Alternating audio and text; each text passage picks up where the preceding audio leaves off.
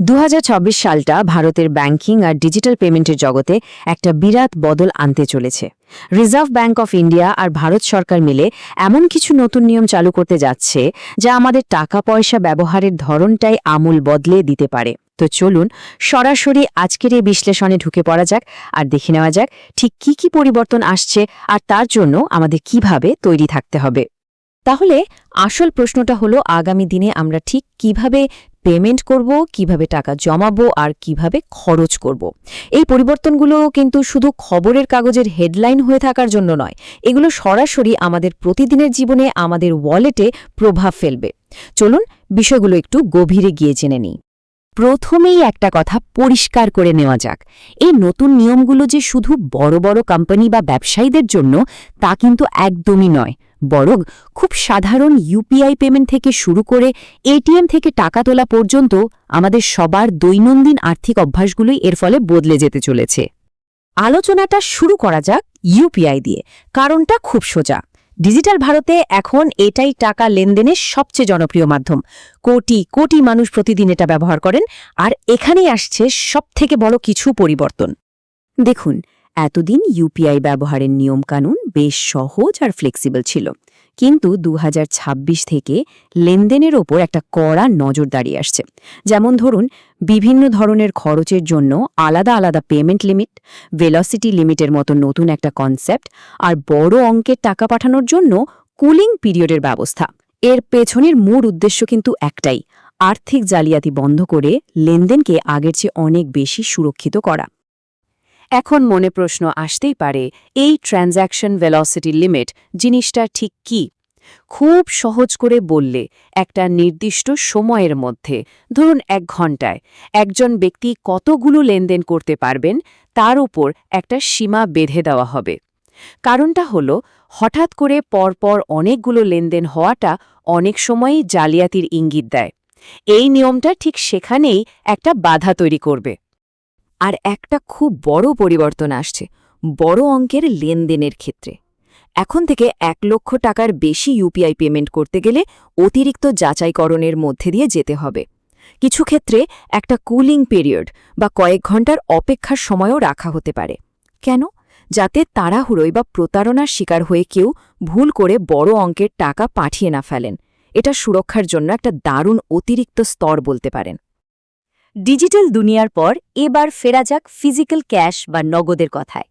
কারণ শুধু ডিজিটাল লেনদেনই নয়, এটিএম এবং ব্যাংকে নগদ টাকা পয়সা লেনদেনের নিয়মও বেশ কিছুটা বদলাতে চলেছে। এটিএম ব্যবহারের ক্ষেত্রে একটা বড়সড় পরিবর্তন আসছে। নিজের ব্যাংক ছাড়া অন্য কোনো ব্যাংকের এটিএম থেকে টাকা তুললে এখন থেকে প্রতিটি লেনদেনের জন্য 25 টাকা আর তার উপর জিএসটি চার্জ লাগতে পারে। শুধু তাই নয়, মাসে যে কয়েকটা ফ্রি ট্রানজ্যাকশনের সুযোগ থাকে সেই সংখ্যাটাও সারা দেশেই আরও কমানো হতে পারে। এখন তো বেশিরভাগ ব্যাংকের এটিএম থেকে দিনে 50,000 থেকে 1 লাখ টাকা পর্যন্ত তোলা যায়। আরবিআই এখন এই সীমা কমানোর কথাও ভাবছে। এর পেছনের উদ্দেশ্যটা কিন্তু খুবই পরিষ্কার, অর্থনীতিতে নগদের ব্যবহার কমিয়ে মানুষকে ডিজিটাল লেনদেনে আরও বেশি করে উৎসাহিত করা। এই নিয়মটা কিন্তু খুব গুরুত্বপূর্ণ। কোনো একটি ব্যাংক অ্যাকাউন্ট যদি 1 বছরে 10 লক্ষ টাকার বেশি নগদ জমা পড়ে, সেই তথ্য এখন থেকে অটোম্যাটিক্যালি আয়কর দপ্তরের কাছে চলে যাবে। আর মনে রাখতে হবে, যদি কারোর একাধিক অ্যাকাউন্ট থাকে তাহলে সব অ্যাকাউন্টের জমা মিলিয়েই কিন্তু মোট হিসাবটা করা হবে। এর সাথে সাথেই বড় অঙ্কের নগদ টাকা জমা দেওয়ার প্রক্রিয়া আরও কঠিন হতে চলেছে। ব্যাংক এখন থেকে বাধ্যতামূলকভাবে প্যান কার্ড লিঙ্ক করার পাশাপাশি এই টাকা কোথা থেকে এলো তার উৎস সম্পর্কে বিস্তারিত প্রমাণও চাইতে পারে। কালো টাকার লেনদেন বন্ধ করার জন্য এই নিয়ম আরও কঠোরভাবে প্রয়োগ করা হবে, এটা বলাই বাহুল্য। আচ্ছা, এতগুলো নিয়মকানুনের কথা শুনে হয়তো একটু জটিল মনে হতে পারে, কিন্তু এর একটা বিরাট পজিটিভ দিকও আছে, আর সেটা হলো আমাদের আর্থিক সুরক্ষা। চলুন দেখি এই পরিবর্তনগুলো কিভাবে আমাদের লেনদেনকে আগের থেকে অনেক বেশি নিরাপদ করে তুলবে। তাহলে এই বাড়তি সুরক্ষাটা ঠিক কিভাবে কাজ করবে? ধরা যাক 1 লক্ষ টাকার বেশি ইউপিআই পেমেন্ট করা হচ্ছে। পেমেন্ট শুরু করার পরই ফোনে একটা ভেরিফিকেশন প্রম্পট আসবে। সেখানে হয়তো আধার আর বায়োমেট্রিক স্ক্যান মানে আঙুলের ছাপ দিয়ে লেনদেনটা কমপ্লিট করতে হবে। এর ফলে সঠিক ব্যক্তির অনুমতি ছাড়া বড় কোনো লেনদেন হওয়াটা প্রায় অসম্ভব হয়ে যাবে। শুধু বড় লেনদেনই নয়, সার্বিকভাবে ডিজিটাল জালিয়াতি রুখতে আরও অনেকগুলো পদক্ষেপ নেওয়া হচ্ছে, যেমন কিউআর কোড স্ক্যাম এবং ফিশিং আটকানোর জন্য নতুন সুরক্ষা বৈশিষ্ট্য সমস্ত পেমেন্ট অ্যাপের জন্য বাধ্যতামূলক করা হবে। মানে পুরো ডিজিটাল পেমেন্ট ইকোসিস্টেমটাকে আরও মজবুত আর সুরক্ষিত করার একটা চেষ্টা চলছে। তো এত সব পরিবর্তনের মুখে দাঁড়িয়ে আমাদের করণীয় কি? এই শেষ অংশে আমরা একটা ছোট্ট চেকলিস্ট দেখে নেব, যা আমাদের সবাইকে এই নতুন নিয়মগুলোর সাথে মানিয়ে নিতে সাহায্য করবে।